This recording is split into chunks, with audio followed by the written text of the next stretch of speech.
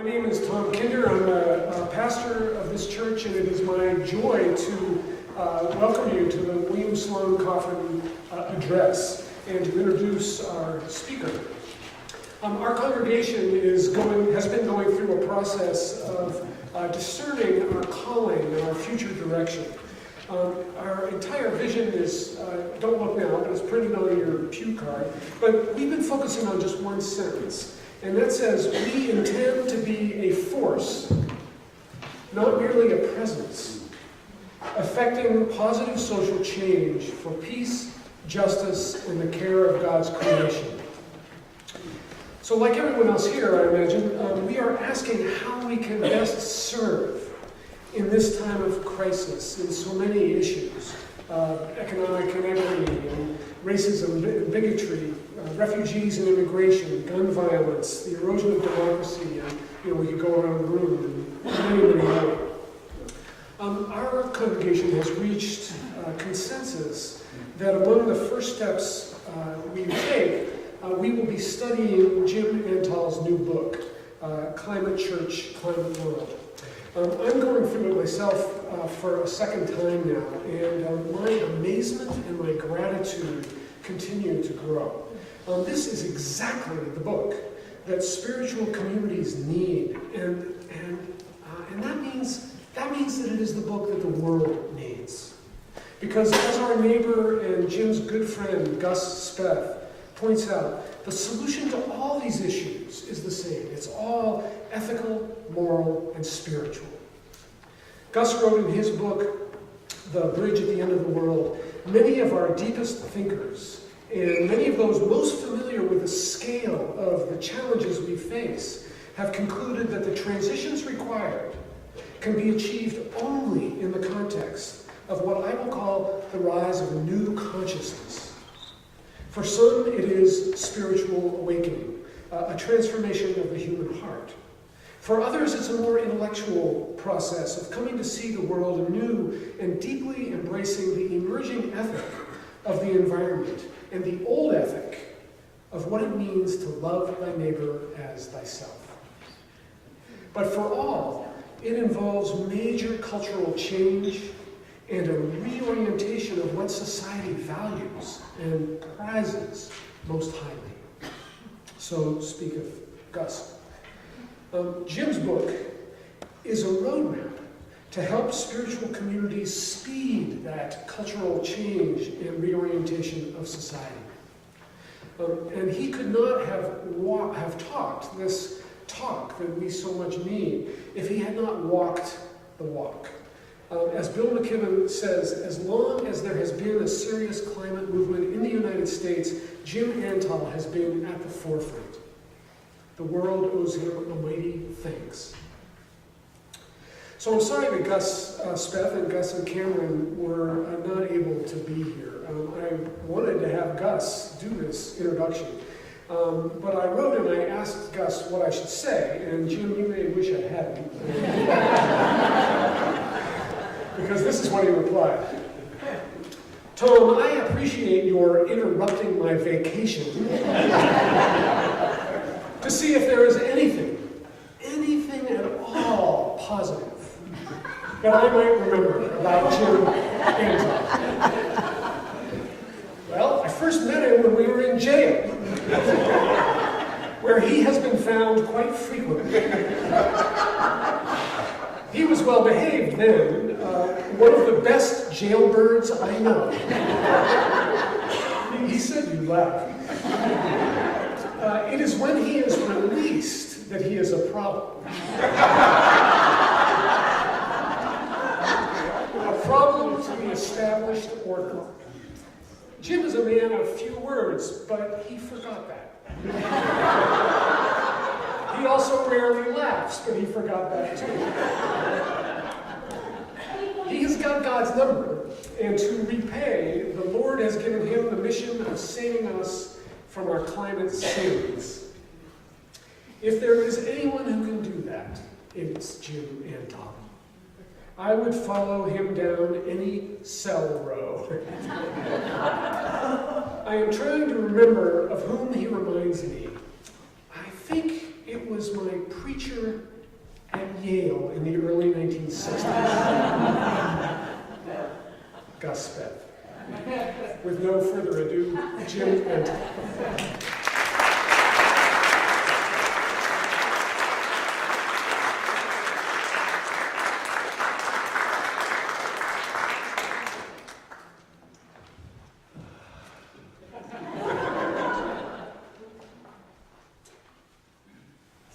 As I begin most sermons, saying grace and peace to you in the name of our still speaking God, a phrase the UCC uses with some frequency, who loves us just the way we are and loves us too much to let us stay that way. So before I get into my text, I want you to know that I do have a prepared text. I'm going to stick with it because of the kind of comments that Gus Speth made. But that part of me will come out more in the Q&A that we'll have time for after I conclude my prepared remarks. So I expect difficult or impossible questions from you, either about the substance of what I have to say or about Bill Coffin and the various issues that he wrestled with and led the nation with throughout his life, or about other things concerning social justice that may be on your mind. So let that be an opportunity to graciously welcome any and all questions. I'm just so honored to have been asked to give this first annual William Sloane Coffin speech or presentation here, and I want to thank my friend Tom Kinder for initiating all of this and all the other people of the church and maybe outside of the church that helped make this possible. It's such an appropriate tribute to Bill's life and witness, not just this talk, but the conversations that will go on later today, the movie about Bill's life, the concert last night, and so forth. As you will hear, I met Bill when I came to Yale Divinity School in September 1972, a few years after Gus Speth knew him. I began attending Yale's Battel's Chapel, drawn there in part by Bill's nationally recognized anti-war stance. Bill's exemplary prophetic leadership was inspiring. And so were the fine people of this UCC congregation known as Battel Chapel. So much so that I left the denomination of my upbringing, the so-called United Methodist Church. Those of you that follow kind of church patterns these days know why I had to put that in quotes. Not only did I join Battel Chapel, but in 1980 I was ordained there. After Bill left, he and I stayed connected. He spoke at each of the two schools at which I served as chaplain, and then for 2 years in the mid-1980s, I was a member at Riverside Church, where, as most of you know, Bill presided as senior minister.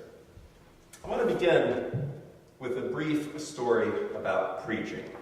It's not one I heard from Bill, but as you will recognize, it applies to what may have been Bill's most significant gift. In the darkest days of Abraham Lincoln's presidency, when he was visiting New York, Lincoln would occasionally slip into a midday worship service at the New York Presbyterian Church. There, President Lincoln could find some relief from the horrible demands of trying to win a fratricidal war. One day, he and his aide quietly entered the sanctuary by the side door a few minutes later, and they sat unnoticed in the corner. Following the service, the president lingered after the others had gone on their way.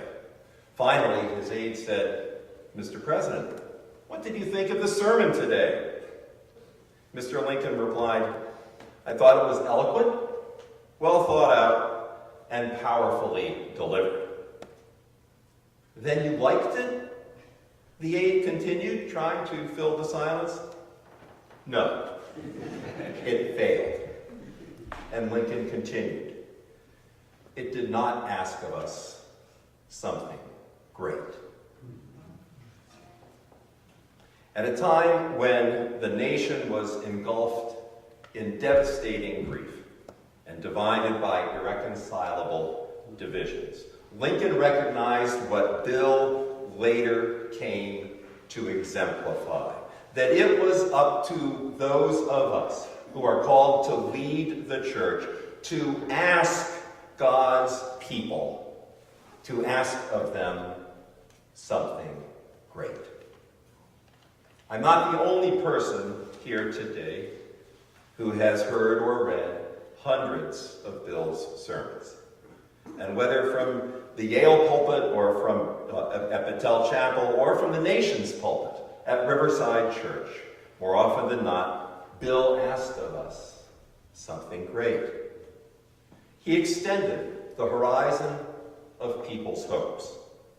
He prompted person after person, including me, and I suspect some of you as well, to pay attention to God's call and not to shrink from aspiration, not to settle for anything less than what your God-given capacities are capable of. In sermon after sermon, Bill reminded his congregation that more often than not, God calls us out of our comfort and into a challenge, out of the status quo and into unexplored regions, out of predictability and into surprise. And as serious as this sounds, Bill would always make us smile. As Jesus tells Peter, God often calls us to a place we would rather not go. But our calling God is not without compassion. Our calling God is not insensitive to our needs. Bill loved to remind us, God provides minimum protection, but maximum support. Because our God is a calling God, we who commit our lives to follow God's call will perpetually experience ourselves as pioneers, as front runners, as strangers in a strange land. I'll illustrate this with a wonderful story about Bill. My friend Jim Wallace, the founder and president of Sojourners magazine, tells this story about Bill's last visit to Washington, D.C., where some distinguished public figures gathered to celebrate Bill's life and ministry. During the evening, Bill Moyers recalled an interview he once did with the religious news service while serving as the press secretary for Lyndon Johnson's White House. The religion reporter kept challenging the administration's argument for the Vietnam War and kept citing anti-war points made by some young chaplain at Yale, the Reverend William Sloane Coffin. Every defense of the war that Bill Moyers offered was rebutted by the reporter, who kept citing Coffin's clear theological and political objections to the war. After the interview, a frustrated Moyers instructed his aide, go find out who that Coffin guy is and get his arguments against the war. And the aide got them, and Moyers read them carefully. And this encounter with Coffin's prophetic critique of the war was the beginning of Moyers' change of heart on Vietnam and on many, many other issues. While everyone who attended this dinner knew both Moyers and Coffin, Coffin's influence on Moyers stunned the entire gathering.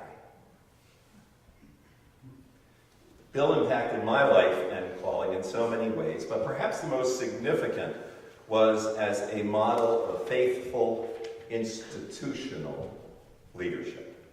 For me, Bill represented a larger-than-life both and. He was both an institutional leader and a prophetic critic of the institution. Bill often said that faithful leadership requires that you persist in what he called a lover's quarrel with the institution you are leading. You must be both the voice of the institution and you must be that institution's critic. Bill modeled this both at Yale and at Riverside. I'll illustrate with a story about Yale, with the caveat that this story may be apocryphal. Ready? As all of you know, Bill was a nationally recognized leading critic of the Vietnam War. In the late 1960s, Bill helped organize a student protest in which dozens of students burned their draft cards. Shortly after that nationally televised incident, several of Yale's wealthiest supporters paid a private visit to Kingman Brewster, the then president of Yale. Once the door to President Brewster's office was closed, they put their cards on the table.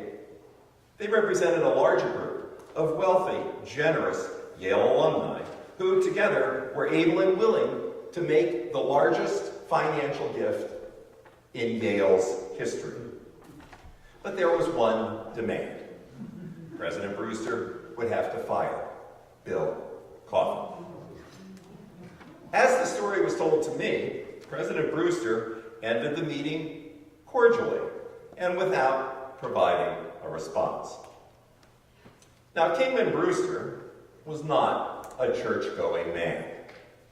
But the Sunday after that meeting, President Brewster surprised the congregation in Battelle Chapel when he processed down the aisle alongside Bill Coffin, fully regaled in his shiny blue robe and academic hood, and sat in the usually empty chair reserved for the president of Yale University. It took him a few days, but on Sunday morning, Kingman Brewster delivered his response to the wealthy alumni of Yale, who had misjudged the respect, esteem, and high regard Brewster had for William Sloane Coffin. Many shared that view of Bill, even though at Yale, the position of chaplain did not carry with it an appointment as faculty. And yet, over the years, I heard from numerous faculty at Yale College and also in the graduate departments that at Yale, the smartest and perhaps the most talented person in the room, whatever room he happened to be in, was Bill Coffin. Most of you know of Bill's musical ability, but Bill was also an extraordinary athlete. Again, this story may be apocryphal, but I heard from a good source that in his 50th year, Bill teamed up with his doubles tennis partner, the noted Elizabethan scholar Richard Sewell, who was of a similar vintage age, and challenged the Yale varsity men's tennis first seed doubles team and beat them in straight sets. Bill and I bonded over our common anti-war commitments. In the 1960s, Bill joined Rabbi Abraham Joshua Heschel and some other clergy leaders to launch Clergy and Laity Concerned About the War in Vietnam. Days later, Bill found himself to be the acting executive secretary of the organization. And Bill and I shared something else. We both were called to witness against the growing threat of nuclear war. Both he and my other mentor, Henry Nouwen, were enormously supportive when I and others were arrested for our protests at the Trident nuclear subbase in Connecticut. And once Bill was called to Riverside Church, his prophetic leadership against nuclear weapons became recognized the world over. In the early 1980s, I served as chaplain at Northfield Mount Hermon School in Massachusetts. In 1982, I brought a dozen high school students to one of Riverside Church's disarmament conferences. These teens were part of a nationwide organization that I had founded called Stop Nuclear War, student-teacher organization to prevent nuclear war. Like Bill, I believed that I could not be a legitimate chaplain in the early 80s unless I was doing all I could to empower the younger generation to speak out against nuclear weapons and to rise up to reverse the arms race. Another theme of Bill's ministry and national leadership was his recognition of Jesus inclusive love. In the mid-1980s, I was a member at Riverside Church when the congregation decided to take up a challenging invitation issued by the National Synod of the United Church of Christ. That invitation was for each UCC congregation to consider becoming open and affirming of gays and lesbians and to welcome them into the full ministry of the church. Bill and each of Riverside's associate ministers preached their conscience on the matter, and one of Bill's colleagues preached against becoming open and affirming. But after much discernment, the Riverside congregation became the first congregation in the nation to vote to become what the UCC refers to as ONA, open and affirming. Inspired by Riverside's pioneering declaration, over 1,550 UCC congregations across the country have discerned and decided to do likewise. Of all of Bill's contributions to American public life, Bill was most admired for his preaching. It was his preaching that drew me to Yale's Battelle Chapel in 1972 and Battelle's affiliation with United Church of Christ that opened the door to my ordination as a UCC minister. A few years later, just after Bill left his position as Yale's chaplain, I found myself drifting into what had been his office to visit with his longtime assistant. I think her name was Ellen. We both missed him enormously, and it was good to be with somebody who knew him as I did. After a while, I asked if the file cabinets that were strewn about the office were actually filled with sermons, because I wanted a copy of his final sermon. And she welcomed me to take that one, and knowing what a fan I was, she told me that if I found any folder in there with at least 4 copies, I could have that one too.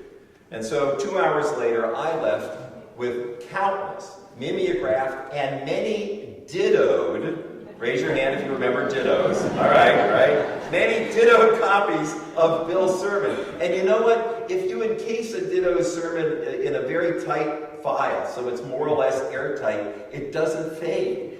I verified that last week. Bill later told me that one of his few regrets was that Yale Divinity School never asked him to teach a course on preaching. As I read and reread this treasure trove of Bill's sermons, I thought, what a course that would have been. Indeed, it was in listening to Bill and studying his sermons that I learned how to preach. I guess now that I'm retired from my day job, I can confess that I never took a course on preaching. I would have taken Bill's, though, I can tell you that. What I find most striking about Bill's sermons, whether at Yale or at Riverside, is his ability to help the listener to reframe a public controversy or a personal dilemma with which he or she is struggling. Bill does this in what became his most well-known sermon, which he gave at Riverside Church less than 2 weeks after his son's, Alex's, death. Bill's testimony that God's heart was the first of all our hearts to break when Alex died provided millions of people with a new frame through which to understand the workings of grief in their own lives. In the sermon, Bill explicitly rejects the platitudes that mourners are often subjected to. That it was God's will, for example, that their loved one was taken so soon, as if a loving God would intend and plan the death of Bill's son. A few years later, Bill preached a sermon called Why I Became a Minister. I was a member of Riverside Church at the time, and I was emerging from my own vocational crisis, which my wife can attest to as well. After serving for 2 years as executive director of the largest religious peace organization in the country, the Fellowship of Reconciliation, I had been pushed out by the board of directors. And for the first time in my life, I was looking for a position in a local parish. Bill had encouraged me to do this, and Henry Nouwen, my other mentor and friend, had been encouraging me to do this for years. As I sat in the pews at Riverside, Bill's sermon helped me to reframe my own vocational struggle, describing how he himself was converted to the possibility of becoming a minister. Bill said, "I will never forget how Reinhold Niebuhr urged us to go into the ministry only if we lost the battle to stay out."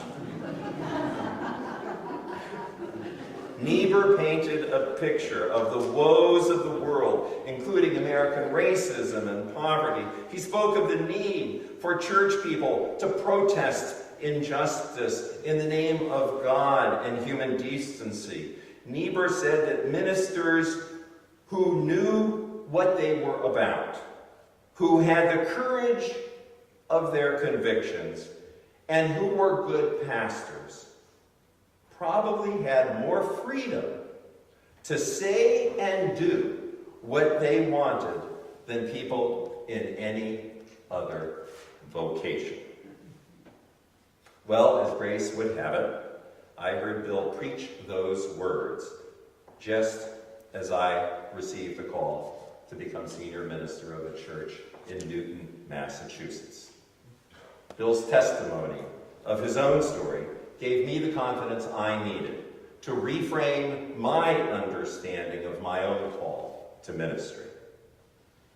What I most appreciated about Bill was how his connections with God empowered him to confront society's greatest problems and challenges by reframing them as possibilities for faithful witness. From racism to nuclear annihilation, from LGBTQ inclusion to fratricidal war of Israel-Palestine, from America's flirtation with theocracy to America's failure of democracy. By fixing his allegiance on God, Bill helped his congregation to see new and unimagined possibilities for their personal lives and for our life together as God's beloved community. Bill had this in common with Gandhi, with the Dalai Lama, with Sojourner Truth, with Rosa Parks, and with Jesus.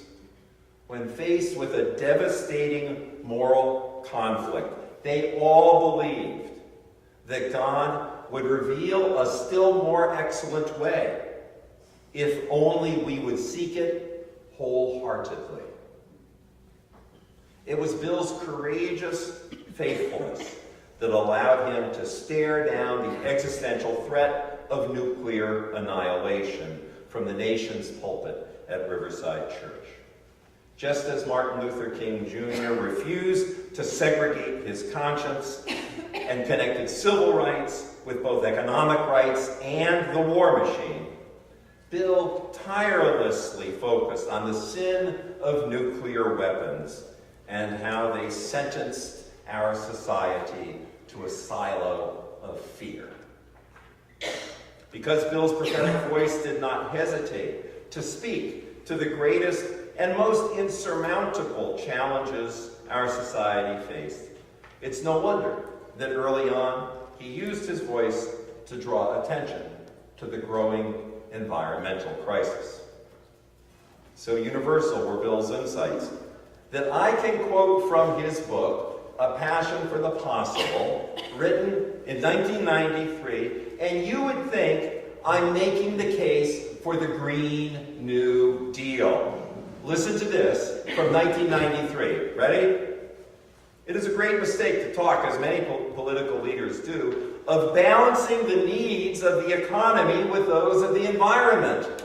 That's Green New Deal 100%. Any economy, national or world, is a subsystem of the ecosystem. Therefore, we cannot speak of material growth as an unquestioned good. Bill Coffin, 1993. Here's another, also from 1993. America must convince itself that emergency measures require immediate implementation. We need to turn away from the possessive individualism that has long been our secular credo and toward the interdependency that alone can save us. Already in 1993, Bill was backing what then Vice President Al Gore called the Marshall Plan for saving the planet. Bill recognized the profound importance of the first Earth Summit in 1992 in Rio. And even though his own focus at that time was on abolishing nuclear weapons, Bill understood the environmental challenge. He understood that God had created humans with such freedom that we could bring all of creation crashing down upon us. And he also recognized that whatever constraints might have kept us from doing so in the past, these constraints were quickly eroding. This is why Bill led the church to denounce nuclear weapons. It's why he preached on the dangers of genetic engineering, and why in 1993 he said, "The churches are morally obligated to develop a focus, energy, and resolve to save the environment." It was almost 20 years before that, in the fall of 1975, that Bill was serving his last few months as the chaplain at Yale, and I entered the Religious Studies department as a PhD candidate in environmental ethics. Now, mind you, environmental ethics was not a field. There were no academic positions at that time in environmental ethics anywhere, not to mention Yale. But Bill was fully supportive, not only as my pastor, but because Bill shared with Rachel Carson and Barry Commoner and Carl Sagan a recognition of the foolishness of humanity's hubristic confidence that we can dominate, tame, and subjugate nature without paying the ultimate penalty. A topic Bill returned to again and again and again in his preaching, especially his preaching at Yale, was the topic of vocation. And it was from Bill, as well as from my other mentor, Henry Nouwen, that I received guidance for my own call and vocation. I was clear about my call to teach, but when dyslexia ended my pursuit of a PhD, with Bill's encouragement, I focused my attention on God's call to become a school chaplain. More than anyone else, Bill's ministry and witness shaped my understanding of how best to live into that vocation. But in preparing this presentation, I realized something more. Bill's ministry was a testimony to the truth that the church itself has a salvific role to play in the saga of civilization. And no, I'm not talking about personal salvation when I refer to that salvific role.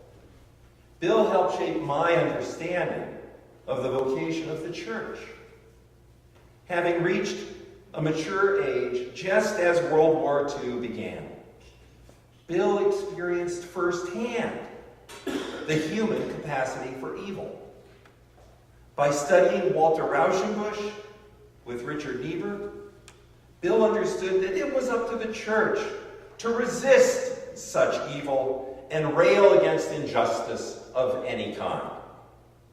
Following in Bill's footsteps, it's my hope that the sleeping giant of the church is now finally waking up as it hears God's urgent call to a new vocation.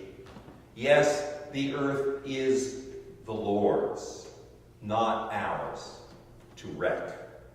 And it's up to us, as people of faith the world over, to assure that God's great gift of creation will continue to provide future generations with a foundation on which to build the beloved community.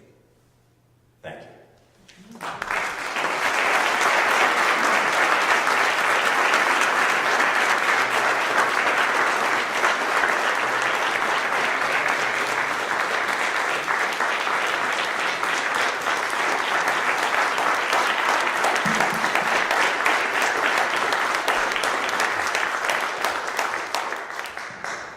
Thank you so much. Thank you. We will take questions, comments, whatever you have. Jim, Schley, and I will be going around with microphones, so please just raise your hand if you have anything. Is this church net zero? Good question. On our way. Is this church net zero? Is this church net zero? No. But on our way. Well, and I would just add that that's the question every church should be asking, and if every church could give this answer, we'd be in pretty good shape. It's a long way, but we're... Thank you very much for the whole talk, Jim. You mentioned the Green New Deal, and I think that's exciting. Could you say more about it?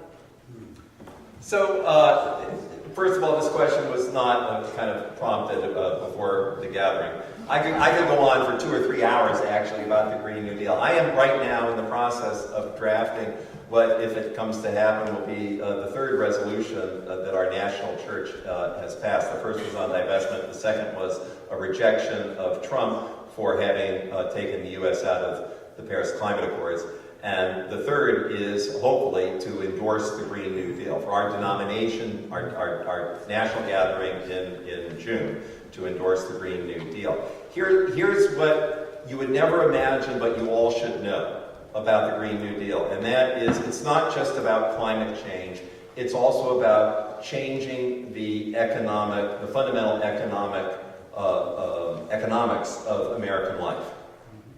And it turns out, in order to have an impact on climate change, you actually have to do that. That's what the UN report has said. That's actually what the United States National Climate Assessment, the fourth National Climate Assessment that came out in November, also said. And what the Green New Deal does is it goes directly at it. Another thing you need to know is that it is not law. It is not a proposed set of laws. It is a resolution. I'll confess to you privately, I didn't know this. That Congress doesn't just do laws. They can have a resolution that if they commit to the resolution, it's like lighting a fire underneath them in order to pass the laws that actually do what that resolution says they're committed to doing, right? And that's what the status of the Green New Deal is. It is a resolution. It's 14 pages, double-spaced. It's not very long. And the language in there in terms of the communities that in our denomination's case we've referred to as environmental racism. We coined that term actually in the mid-1980s. Those communities of indigenous people, of people of color, of poor people, of people typically in rural areas, etc. This list is as comprehensive as any such list you would find from the United Church of Christ. So with that kind of a background, my hope at least is that our denomination, the United Church of Christ, will actually pass a resolution at its national gathering endorsing the Green New Deal. Also, you can endorse the resolution and stand aside of any particular laws that might be connected to that resolution. It doesn't mean you have to agree with 100% of what actually gets tagged with the phrase Green New Deal. So there's a lot of freedom involved there too. Thank you for the question. I hope that helps a little. We could talk privately more.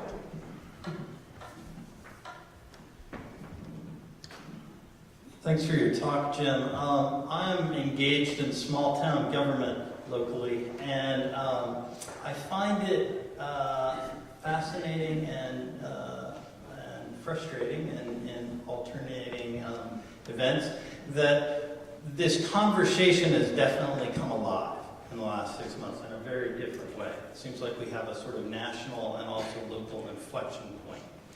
And at the same time, whenever you want to talk about part of it, there's a very large group still that says, that gives you an eye roll and says, you know, can't you guys just stop fighting about everything, right?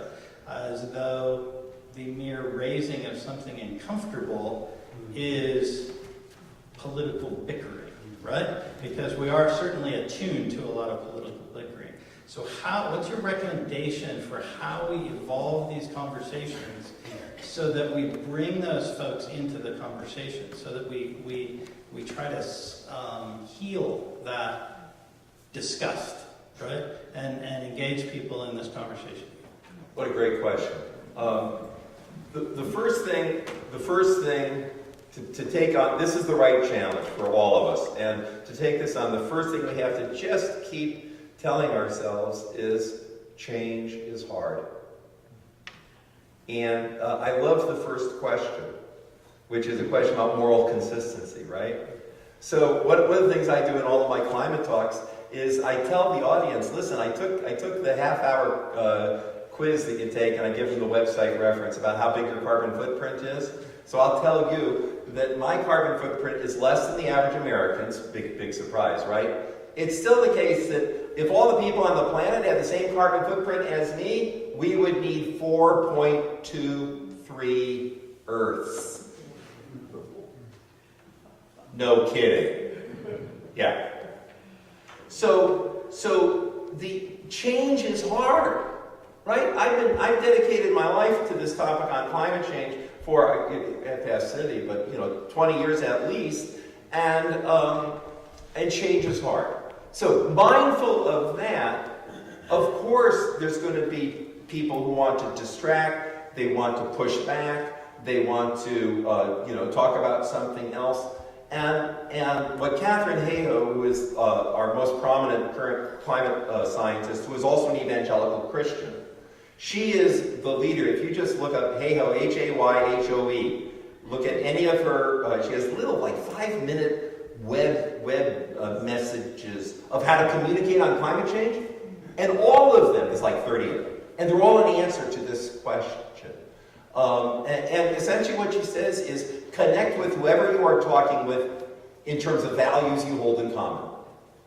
And then help that person to realize by your own testimony that those things you commonly value are threatened by climate change.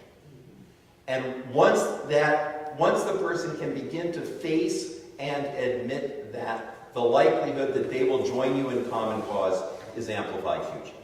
Yeah. So that common values is the key in that regard. Thank you. Oh, this is going to be hard. I thought it was wonderful. But This is my wife, Cindy Shannon, by the way, for those of you who don't know her. Go ahead. well, she left something important out. And I think it's something that addresses John's question. One of the most wonderful qualities of Bill was his enormous, exuberant sense of humor. And we all need that and the hope and the invigoration that it gives us, because it's hard to do what you do. And I just want to hold it up because I took such joy in just watching Bill from afar when I lived on Riverside Drive and going to his sermons. And you just felt better all day long when you saw someone who fought these very difficult battles and was having so much fun in life. He also could make you, this has been pointed out by Joey Hawkins's congregation, but he made you feel that he really liked you. And that makes a big difference too.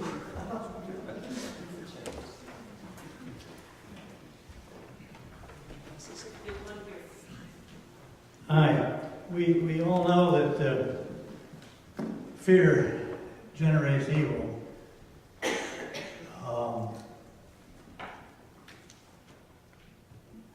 Do we endanger anything by using fear for good?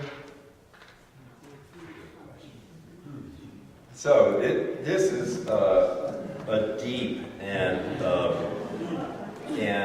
I mean it's like a Gordian knot. Where I go with this deep question is to the focus of my own work on climate change. There's a brand new book out by a guy called David Wallace Wells. He published an article 20 months ago in the Atlantic Monthly, in which he interviewed all the world's most prominent climate scientists, and his commitment as a journalist was to pull no punches, and essentially to write an article about where we're really heading, not where these consensus documents suggest, where it's kind of a lowest common denominator or best case scenario.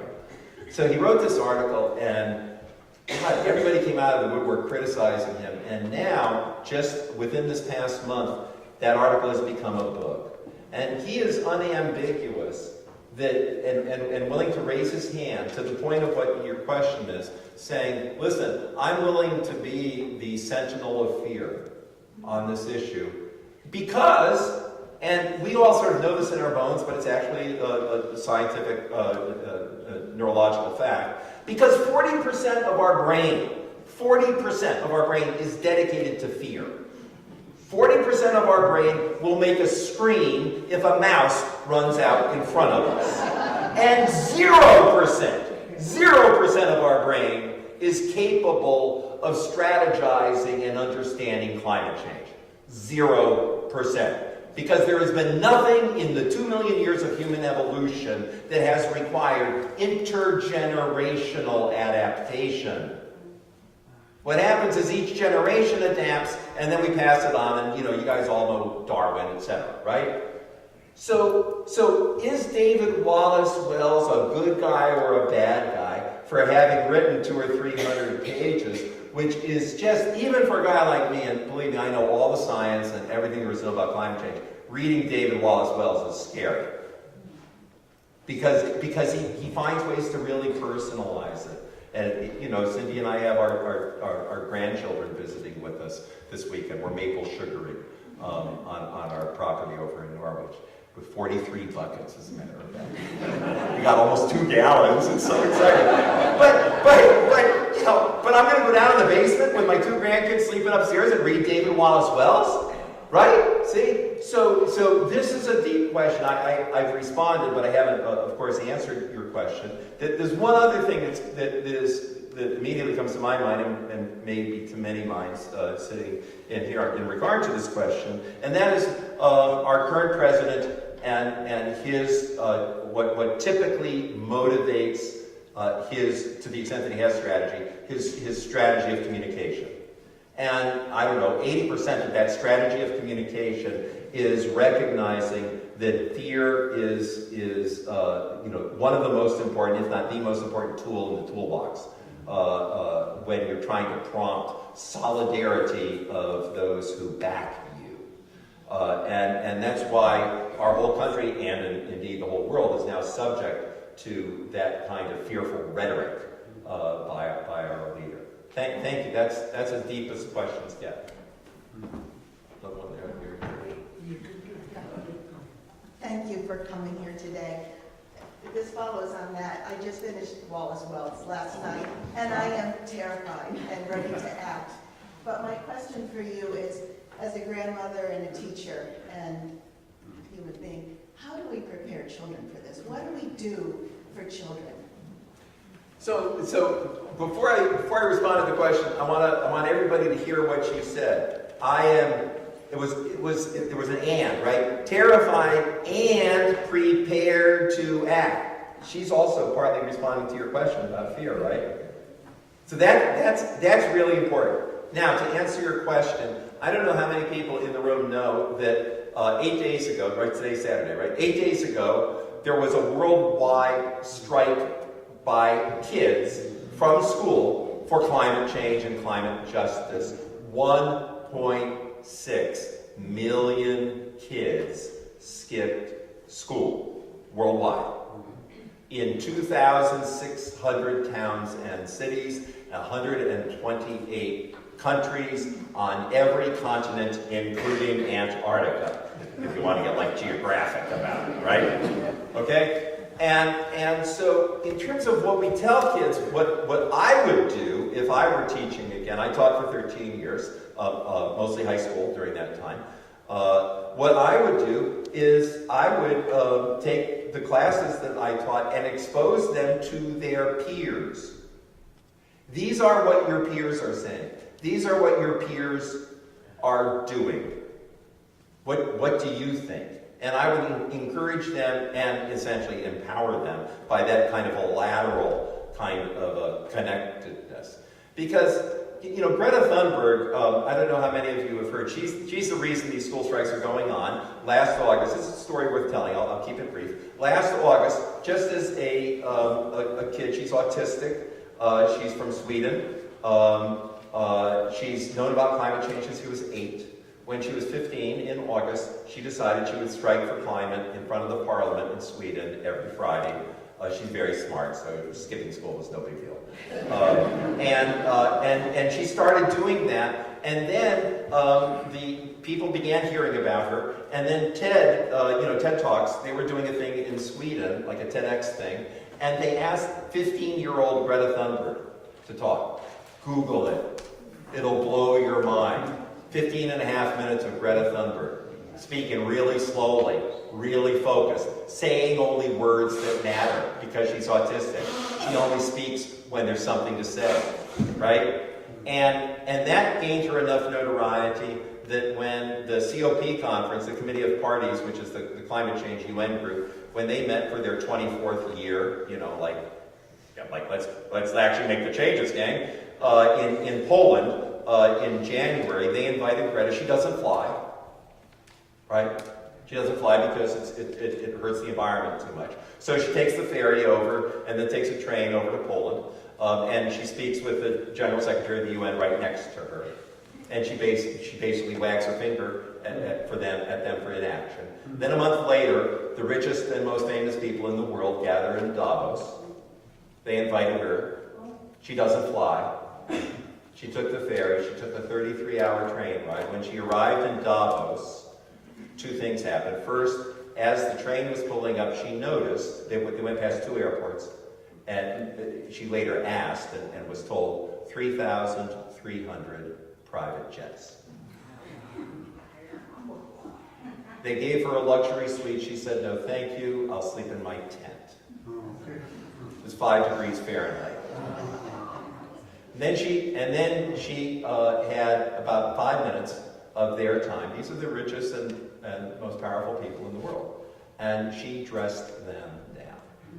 She said the responsibility for climate change is a consequence, it's in proportion to your wealth and your capacity to create change. I'm not quoting her exactly, but it's pretty close. And all these texts by Greta Thunberg are available. And they should be studied in school.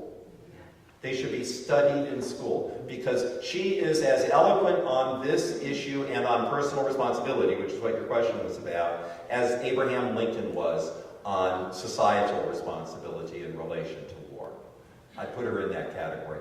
She has now been nominated for the Nobel Peace Prize. Yeah. We have about 5 more minutes. Jim, I just have a question about, could you make a link between the growing gap between the rich and the poor and how it's affecting climate change, or our ability or inability to make progress around climate change? So how can you just connect that economic, in the way that we're creating more and more homogeneous cultures, especially when we have wealth to do so, especially in education? I see that happening a lot in public education, how rural kids are kind of being left behind. So how can you speak to that? So this would be a long back and forth, and so I realize we have a time limit on this. I'm a whole to part thinker. I like to have a big picture, and then I like focus down. So here's the big picture comment. Lyndon Johnson was the first president to learn about climate change. Can you imagine that? 1965. He had a report on climate change. Between then and now, I'm beginning to answer your question. Between then and now, what has happened is actually everybody, including the most profound climate deniers, everybody knows that climate change is the biggest thing that's ever going to happen to human beings alive. Everyone already knows that. So what's been happening is not what seems to be happening. What seems to be happening is there seems to be a fight going on between climate deniers and science, right? All of that is paid for by Exxon.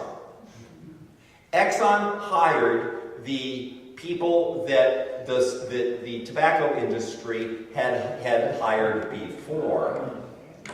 And they hired them in the mid or late 1980s because Exxon had paid for private studies to confirm what I just said, what we all know about climate change.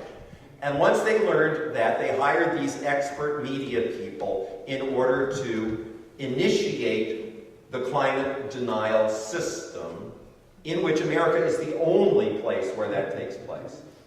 And what that is all about, again, beginning to answer your question, what that is all about is trying to elongate the amount of time the fossil fuel industry and those who invest in it and all of the tertiary and quaternary investors connected with that, the amount of time they will have to continue to make money off of wrecking the earth. That's what we're in. Everybody knows the reality. It's only about how can I, between now and when I die, continue to live the lifestyle, flying my private jet around the way I have grown accustomed to be? Can I preserve that for my children? What about maybe for my children's children? Well, maybe I'll have to build a biodome.